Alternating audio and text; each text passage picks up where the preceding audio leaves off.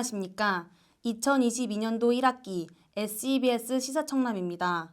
이번 시사청남에서는 윤석열 대통령 당선인의 교육정책 공약과 일본의 역사 왜곡 교과서에 대해서 알아보았습니다. 자세한 소식 서은의 정다연 기자가 전합니다.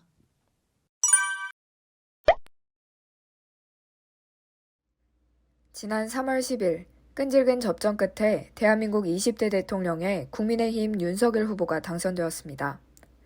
정권이 교체되는 만큼 교육정책의 변화에 많은 국민의 관심이 쏠리고 있는데요. 윤석열 대통령 당선인의 교육 기조는 공교육의 정상화, 대학 규제 철폐, 맞춤형 인재 양성을 실현하여 모든 아이와 청년들에게 교육기회 사다리를 복원하겠다는 것이었습니다. 윤석열 대통령 당선인의 교육기조 공약은 크게 세 가지로 나눌 수 있습니다. 첫 번째는 유아교육의 질을 제고시키고 초중고교 공교육을 정상화하겠다는 것입니다. 세부적인 내용은 다음과 같습니다. 먼저 모든 아이가 공정한 출발점에서 시작하고 일하는 부모의 경력 단절을 막기 위해 국가가 책임지는 유아교육으로 전환하겠다고 합니다. 구체적으로 단계별 유보 통합을 통해 유치원과 어린이집을 하나로 통합하고 교사 1명이 담당하는 학생의 수를 줄이겠다는 것인데요. 또한 학업 성취도와 학력 격차를 파악하기 위해 주기적으로 전수학력 평가를 시행한다고 합니다. 학력평가 정책은 과거에 사교육비 부담을 증가시킨다며 폐지되었는데요. 이는 교육 격차를 늘릴 수 있다고 우려하고 있습니다. 이에 더해 추가적인 돌봄이 필요한 아이들을 위해 방과 후 학교 운영 시간을 오후 5시까지, 초등 돌봄 교실을 저녁 8시까지 운영할 예정이라고 합니다. 더불어 미래 사회에 필요한 학습 역량을 위해 컴퓨터 언어 교육과 디지털 과학 역량을 강화할 방침이라고 하는데요. 공교육 정상화라는 부분에서 가장 강조되고 있는 부분입니다. 교육 단계별로 소프트웨어 및 AI 교육을 필수화하고 모든 교원이 소프트웨어 역량을 갖출 수 있도록 지원한다는 것이 그 예인데요. 또한 대통령직 인수위원회가 만든 교육정책 초안에서는 현재 대학 재학생의 40%를 디지털 인재로 육성하겠다는 정책이 포함되어 있기도 합니다. 디지털 인재를 늘리려는 취지는 이해하지만 대학생 250만 명 중에서 IT 인재 100만 명 육성은 양적 목표가 아니냐는 우려 또한 나오고 있는 상황입니다. 다음은 대학 교육 정상화입니다. 대학에 대한 지원은 늘리고 규제는 완화하겠다는 것인데요. 거점 대학 및 학과를 중점적으로 투자하겠다는 것입니다. 더불어 지역 거점 대학의 1인당 교육비 투자를 상위 국립대 수준까지 높이고 국가장학금 지급을 확대한다고 하는데요.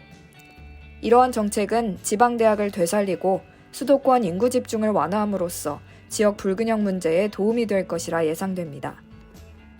마지막으로 평생교육체제 강화입니다.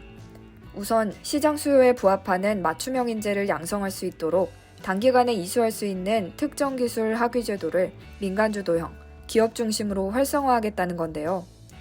또한 기업 맞춤형 인재 양성을 위해 기업대학 설립에 기반을 마련한다고 합니다. 이는 한계부실 대학에 대한 자율적인 구조 조정을 통해 기업 수요에 맞는 교육기관으로 활용하겠다는 방침입니다. 마지막으로 지역 고유의 문화 환경과 결합한 콘텐츠와 공간이 큰 부가가치를 만들어내도록 로컬 크리에이터 중심의 콘텐츠 창업을 지원한다는 입장입니다. 윤석열 대통령 당선인은 공교육 정상화와 끊임없는 배움으로 모두가 역동적 혁신 성장의 주역이 되도록 하겠다는 것을 교육 기조로 내세웠습니다. 하지만 일부 공개된 대통령직 인수위원회 자료에서 공교육 강화 관련 정책이 비교적 적다는 우려가 나오고 있기도 합니다.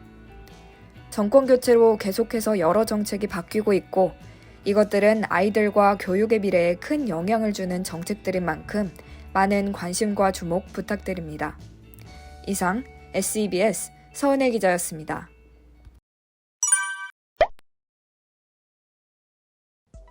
올해 3월 일본 문부 과학성이 내년부터 고교 2학년 이상이 사용하는 239종의 교과서가 교과서 검정심의회의 검정심사를 통과했다고 발표했습니다. 그러나 심사를 통과한 역사 분야 교과서에서 일제강점기 전쟁 범죄, 독도 영유권과 관련해 역사 왜곡 요소가 있음이 밝혀졌습니다. 이에 따라 우리나라 교육부는 유감을 표명하며 즉각 시정을 요구했습니다. 일본의 교과서에 실린 독도, 강제동원, 일본군 위안부 관련 기술은 다음과 같습니다.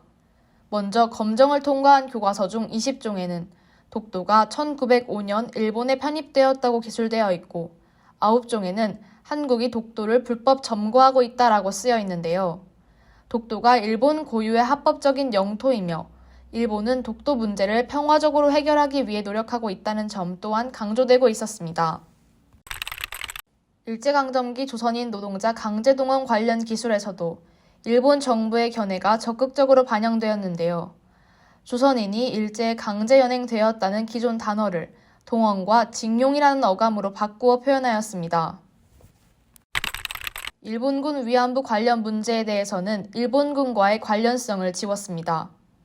일본군 종군 위안부를 위안부로 고쳐 군과의 연관성을 줄이고 일본군 위안부 제도 자체가 아닌 위안부 이송 등에 직접적 또는 간접적으로 관여했다며 일본의 역할을 축소한 것입니다.